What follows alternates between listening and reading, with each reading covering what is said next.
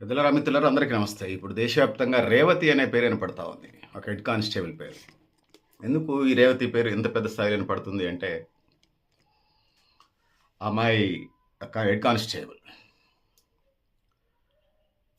So, సహజంగా police వ్యవస్థ అనేది ఫ్రెండ్లీ పోలీస్ అని అంటున్నారు గానీ, ఎంతవరకు ఫ్రెండ్లీ పోలీస్ అనేది ఇలా ప్రశ్నార్థకంగా మారింది. ప్రజా అవసరాలని, భద్రతని దృష్టిలో పెట్టుకొని ముందుకు పోవాలి. ఇట్లా వ్యవహరించకుండా అడ్డగోలుగా వ్యవహరించినటువంటి కాలగర్భంలో కలిసిపోయి పతనావస్థలోకి వచ్చినాయి. 1857 ప్రథమ స్వతంత్ర పోరాటం తర్వాత, అంటే బ్రిటిష్ రూల్లో బ్రిటిష్ ఇండియా రాచరిక పరిపాలనపై వలస విధానాల పరంపర స్టార్ట్ అయినప్పుడు 1857 ప్రథమ స్వతంత్ర పోరాటం జరిగింది. దానికి బ్రిటిష్లోకి వెళ్ళిపోద్ది, ఈ కాలోనియల్ వ్యవస్థలోకి. సో 1861 సంవత్సరంలో పోలీస్ యాక్ట్ని బ్రిటిష్ వాళ్ళు తయారు చేశారు. స్వతంత్రం వచ్చి 79-80 ఏళ్ళు గడుస్తున్నా కూడా ఆ బూజు పట్టినటువంటి విధానాలు, సిద్ధాంతాలే కొనసాగుతున్నాయని చెప్పక తప్పదు. 70 ఏళ్ళలో జాతీయ పోలీస్ కమిషన్ వేసింది.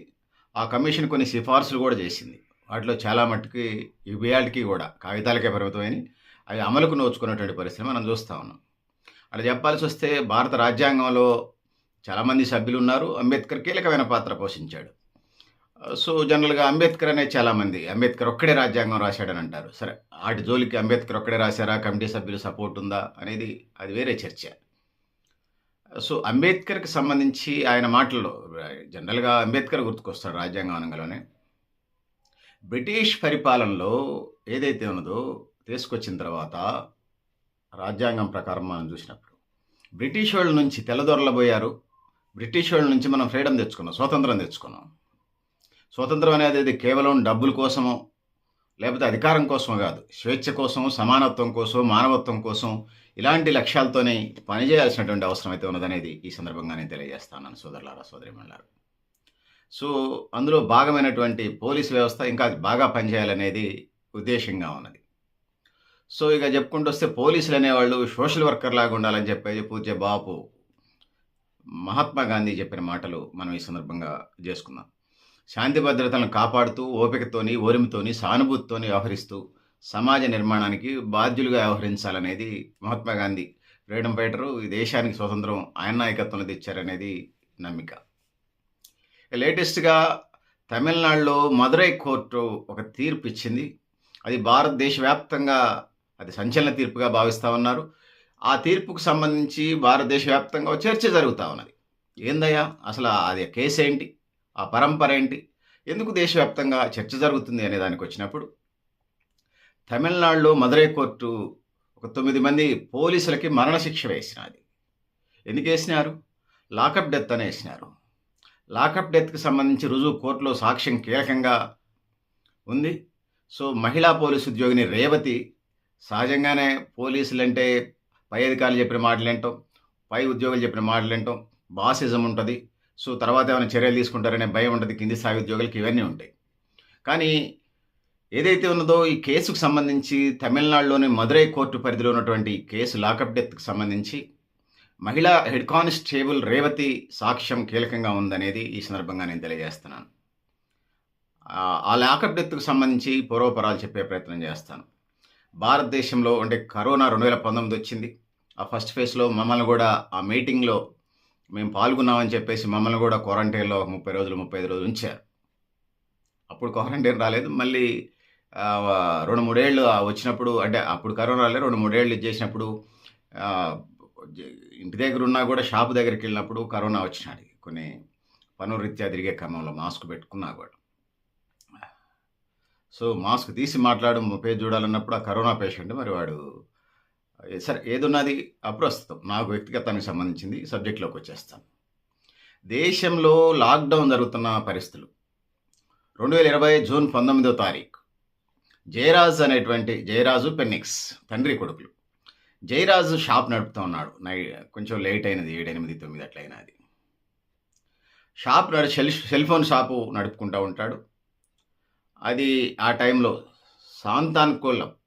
సాంతాన్కుళం అనేటువంటి తమిళనాడు స్టేట్లో మదురై కోర్టు పరిధిలో సాంతాన్కుళం అనే పోలీస్ స్టేషన్ పరిధిలో జయరాజు పెన్నిక్స్ తండ్రి కొడుకులు పెన్నిక్స్ అందుబాటులో లేడు. జయరాజ్ షాప్ తీసి ఉన్నది. ఎక్కడ ఫ్లోటింగ్ లేదు, జనము లేరు. ఎట్లాంటి ఇబ్బంది కలిగేది లేదు. షాప్ తీసి ఆయన ఒక్కడే కూర్చున్నాడు. వచ్చినోళ్ళు ఎవరైనా తీసుకుంటారనేది. సరే టెక్నికల్‌గా పోలీసు బాధ్యత దాన్ని కాదనలేం. వార్నింగ్ ఇవ్వచ్చు. పిలిపిచ్చి నోటీస్ రాసుకునేది జేయొచ్చు. మళ్ళీ కేసు రే రే అంతా మరీ నిజంగా ఉల్లంఘించినట్టున్నప్పుడు రౌడీ షీటర్ గూడా ఓపెన్ జేయొచ్చు. మరీ సమాజాన్ని, చట్టాన్ని కోర్టులని, న్యాయస్థానాన్ని ఉల్లంఘించినప్పుడు. కానీ వీళ్ళు ఫ్రెండ్లీ పోలీస్‌గా ఉండాల్సినటువంటి వాళ్ళు సంతానకుళం పోలీస్ స్టేషన్ పరిధిలో కరోనా నిబంధనలను ఉల్లంఘించి షాప్ తెరిచి ఉన్నాడని చెప్పేసి జయరాజ్‌ని పోలీస్ స్టేషన్‌కి పట్టుకుపోయారు. ఇది తెలిసినటువంటి అతని కుమారుడు జయరాజ్ కుమారుడు పెన్నిక్స్ సాంతాన్కుళం పోలీస్ స్టేషన్‌కి పోతాడు. పెన్నిక్స్ ఎదురుగానే తన తండ్రిని జయరాజుని పెద్ద ఎత్తున కొడతా ఉంటారు. పెద్ద ఎత్తున కొడతా ఉంటే తను అడ్డుకునే ప్రయత్నం చేస్తాడు. అడ్డుకునే ప్రయత్నంలో అక్కడున్న కానిస్టేబుల్‌కి చొక్కా గుండీలు ఊడిపోతాయి అడ్డుకునే ప్రయత్నంలో. సో, మాకే అంటే పోలీసులంటే వాళ్ళేదో అతీంద్రియ శక్తుల్లాగా, భగవాన్ స్వరూపుల్లాగా, ఆళ్ళలాగా అంటే మాకే లాఠీతో కొడుతుంటే థర్డ్ డిగ్రీ ప్రయోగిస్తుంటే మాకే అడ్డొస్తావా పెన్నిక్స్ అని చెప్పేసి పెన్నిక్స్‌ని కూడా తీసుకుపోయి లోపల పడేస్తారు. లోపల పడి అరెస్ట్ చేస్తారు. సో, ఇది పరిస్థితి. తర్వాత తండ్రి కొడుకుల్ని బట్టలు ఎడదీసి ఒకళ్ళొకళ్ళని ఎదురుగా నిలబెట్టి దారుణంగా కొడతారు. సహజంగా కడ్రాయర్ల మీద పిక్ పాకెట్ల వాళ్ళని కొడతారు. వీళ్ళు పెద్ద నేరం కూడా కాదు. వాళ్ళకి సంబంధించి వార్నింగ్ ఇవ్వచ్చు. కొన్ని రోజులు సీజ్ చేయొచ్చు. మున్సిపల్ కమిషనర్‌తో వాళ్ళతో చెప్పి కొన్ని రోజులు షాప్ తీయొద్దని సీజ్ చేయొచ్చు. మరీ అంత ఇదైతే కేసు పెట్టొచ్చు. మరీ ఇదైతే అంత నిజంగా సమాజానికి నష్టం చేసుంటే అసలు వాళ్ళకి పెన్నిక్స్‌కి, జయరాజ్‌కి అసలు క్రైమ్‌తో సంబంధం లేదు. అట్లా చేసుంటే కేసు కూడా ఎఫ్ఐఆర్ చేసి 1 కాదు 2 కేసులు పెట్టి పంపియొచ్చు. అట్లా వాళ్ళని కొంచెం ఇది చేయొచ్చు. ఒకవేళ పోలీస్ పవర్ ఉన్నది అనుకున్నప్పుడు. కానీ వీటికేం సంబంధం లేదు వాళ్ళకి. ఆ విధంగా బట్టలు ఊడదీసి తండ్రి కొడుకుల్ని పెద్ద ఎత్తున కొట్టినటువంటి పరిస్థితిని మనం చూస్తాం. సో, వాళ్ళని నిందితులుగా నిలబెట్టి దారుణంగా కొట్టినటువంటి సందర్భం మనం చూస్తాం. ఇదంతా జరుగుతుంటే వాళ్ళ కుటుంబ సభ్యులు వాళ్ళని వదిలిపెట్టమని చెప్పేసి ప్రాధేయపడ్డారు, వేడుకున్నటువంటి సందర్భాలు, వాళ్ళ విన్నపాలు ఏదైతే ఉన్నాయో అవి రోదనలుగా మిగిలిపోయినాయి తప్ప మరొకటి కాదు అనేది ఈ సందర్భంగా నేను తెలియజేస్తా ఉన్నాను. సో, కుటుంబ సభ్యులు సహజంగా ఎక్కడైనా పోలీస్ స్టేషన్‌లో తమ వాళ్ళు ఉన్నారంటే బంధుమిత్రులు వస్తారు. అది సహజం. ఈ సాంతాన్‌కోళం అనేటువంటి పోలీస్ స్టేషన్‌కి సంబంధించి ఆళ్ళు అడగటం, రేపు పంపిస్తానని వాళ్ళని కుటుంబ సభ్యుల్ని పంపించటం. సో, వీళ్ళు ఎప్పటికే విపరీతంగా థర్డ్ డిగ్రీ ప్రయోగించటం పోలీసులు 9 మంది పోలీసులకు సంబంధించి. సో, ఈ క్రమంలో ప్రభుత్వ ఆసుపత్రికి తీసుకెళ్ళి అక్కడ బట్టలు మార్చుతారు. బాగా కొట్టటం వల్ల బట్టలన్నీ చినిగిపోయటం వల్ల వాళ్ళ శరీరం మీద ఎలాంటి స్కిన్‌కి సంబంధించినటువంటి గాయాలు లేకుండా ట్రీట్మెంట్ చేసే కార్యక్రమం చేశారు. ఆ విధంగా దాని తర్వాత దెబ్బలు కనపడకుండా చేసిన తర్వాత జ్యుడిషియల్ మ్యాజిస్ట్రేట్ దగ్గరికి కోర్టుకు హాజరుపరిచారు. దాని తర్వాత కోయిల్పట్టి సబ్ జైలుకి పంపించారు వాళ్ళిద్దరిని. ఎవరిని? జయరాజ్ పెన్నిక్స్‌ని. జయరాజ్‌ని, పెన్నిక్స్‌ని కోయిల్పట్టి పంపించిన తర్వాత జైల్లో కూడా వాళ్ళకి అప్పటికే థర్డ్ డిగ్రీ ప్రయోగించటం వల్ల పెద్ద ఎత్తున కొట్టడం వల్ల లాఠీలతోని వాళ్ళు అప్పటికే సిక్కై ఉన్నారు. కోయిల్పట్టి సబ్ జైలుకు సంబంధించినటువంటి సిబ్బంది ఎవరైతే ఉన్నారో వాళ్ళు ఆరోగ్య సమస్యలు ఉండటం వల్ల అక్కడ కోయిల్పట్టి గవర్నమెంట్ హాస్పిటల్‌కి పెన్నిక్స్‌ని పంపించడం జరుగుద్ది. అప్పటికే పెద్ద ఎత్తున హెడ్ ఇంజ్యూరీస్ కావటం, తలలో మెదడు నరాలు చిట్లటంతోని 22 జూన్ 2020న కోమాలోకి పోయిండు పెన్నిక్స్. ఆ కోమా నుంచి అటే పరలోకానికి కూడా పోయిండు.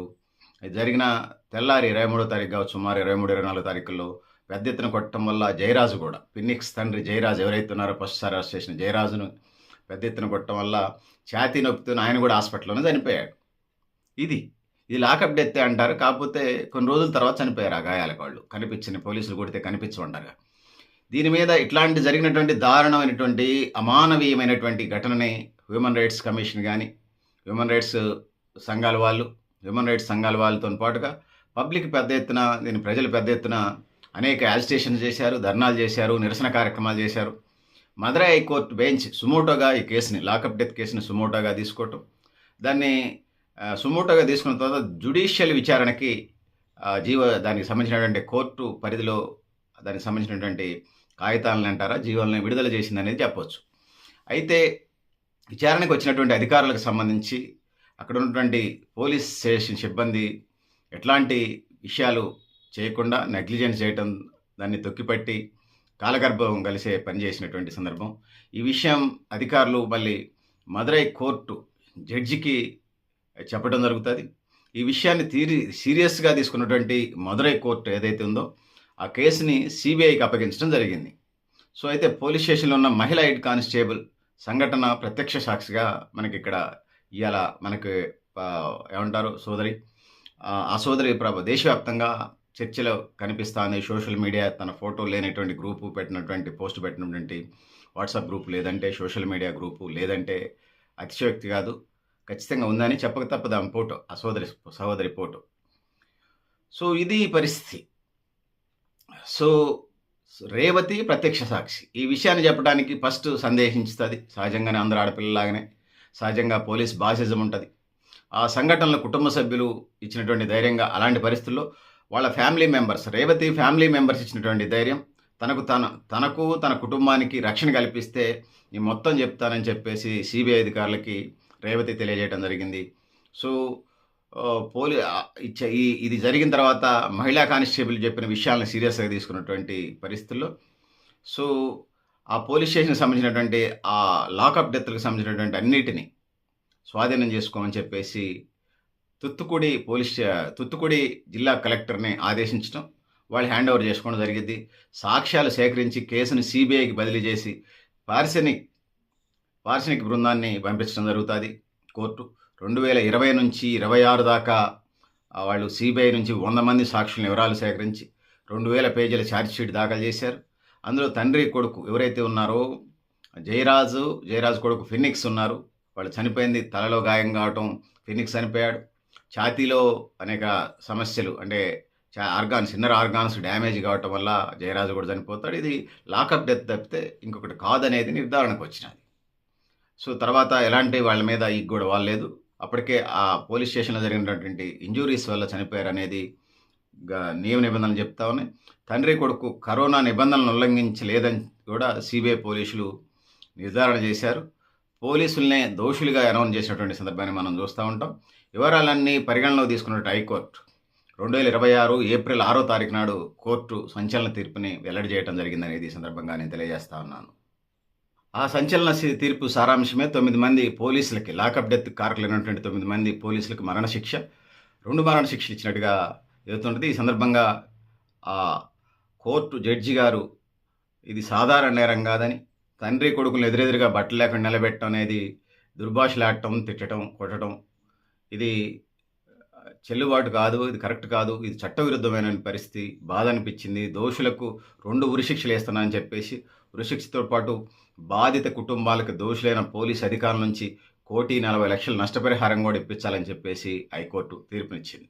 సరే, వాళ్ళు హైకోర్టు నుంచి ఇంకా ఏరే సెషన్కి పోతారా, హైకోర్టు నుంచి సుప్రీంకోర్టుకు పోతారా, ఆ 9 మందికి ఉరిశిక్షకు ఫైనల్ అయిద్దా, తర్వాత సంగతి. సో, దేశంలో నిబంధనలకు విరుద్ధంగా వ్యతిరేకంగా చిత్రహింసలు కొనసాగుతూనే ఉన్నాయి. సాధారణంగా సాక్ష్యాలు చెప్పడానికి ఎవరు పోలీసుల జోలికంటే ఎవరు రారు. వాళ్ళు బాధితులుగా చేసిన ఫిర్యాదులు బుట్టదాఖలవుతున్న పరిస్థితిని మనం చూస్తూ ఉన్నాం. పోలీసుల మీద సంవత్సరానికి దేశవ్యాప్తంగా 3,000కు పైగా 3,000 కంప్లైంట్స్ పోతున్నటువంటి పరిస్థితిని మనం చూస్తూ ఉన్నాం. ఇందులో అధిక భాగం కనీసం విచారణకు కూడా నోచుకున్న పరిస్థితి లేదు. ఇదే విషయాన్ని రిటైర్డ్ డీజీపీలు ఎవరైతే ఉన్నారో ప్రకాష్ సింగ్తో పాటుగా ప్రకాష్ సింగ్, ఎన్కే సింగ్ గతంలో సుప్రీంకోర్టును కూడా వెళ్ళి వాళ్ళు సుప్రీంకోర్టు తలుపు తట్టడం, అందులో భాగంగా 7 ఆదేశాలను పాటించాలని చెప్పేసి సుప్రీంకోర్టు కూడా ఆదేశాలను ఇష్యూ చేయడం జరిగింది. సో, ఆదేశాలు పాటిస్తున్నాయా లేదా అని చెప్పేసి సుప్రీంకోర్టు 2008 సంవత్సరంలో ముగ్గురు సభ్యులతోని ఒక పరిశీలన కమిటీ కూడా వేసింది. అక్కడ కూడా ఆ కమిషన్ రిపోర్ట్స్ కూడా అక్కడక్కడ కొన్ని ప్రాంతాల్లో ఇది అమలు జరుగుతుంది కానీ పూర్తి స్థాయిలో అమలు కావట్లేదని చెప్పేసి, పోలీస్ స్టేషన్లో నిందితుల్ని చిత్రహింసలు పెడుతున్నారని చెప్పేసి నేపథ్యంలో పోలీస్ స్టేషన్లో 100% సీసీటీవీ ఫుటేజ్లు, సీసీటీవీ కెమెరా ఏర్పాటు చేయాలని చెప్పేసి చెప్పడం జరిగింది సుప్రీంకోర్టు. ఇది పరమ్వీర్ సింగ్ వర్సెస్ బల్జిత్ సింగ్ కేసులో సుప్రీంకోర్టు 6 years క్రితమే చెప్పినటువంటి పరిస్థితి మనం చూస్తూ ఉన్నాం. జిల్లా స్థాయిలో, రాష్ట్ర స్థాయిలో పర్యవేక్షక కమిటీలు వేసుకోవాలని చెప్పేసి పోలీస్ స్టేషన్కి సంబంధించి సుప్రీంకోర్టు ఎప్పటికే గైడ్లైన్స్ ఇచ్చినటువంటి సందర్భం. పోలీస్ స్టేషన్లో సంస్కరణలనే కాగితాలకే కాకుండా కార్యాచరణకు కూడా వెళితే బాగుండదని చెప్పేసి, పబ్లిక్ హక్కులు ఏదైతే ప్రజల హక్కులు, భద్రత కూడా ముఖ్యమే. ప్రజల హక్కులతో పాటుగా వాళ్ళని భద్రత కల్పించాల్సిన బాధ్యత ఉన్నది. అప్పుడే రాజ్యాంగం యొక్క హక్కులు, భద్రత, పర్యవేక్షణ ఇవన్నీ ఫ్రెండ్లీ పోలీస్ అవుతాయి. ఆ విధంగా ముందుకు పోవాల్సిన అవసరం ఉంటుందని తెలియజేసుకుంటూ, సో పెద్దలారా, మిత్రులారా మీరు కూడా మీ మీ అభిప్రాయాన్ని కామెంట్ బాక్స్‌లో రాయండి అని తెలియజేస్తూ, నేను గరిడేపల్లి సత్యనారాయణ, న్యూ లక్ష్య ఆర్గనైజేషన్.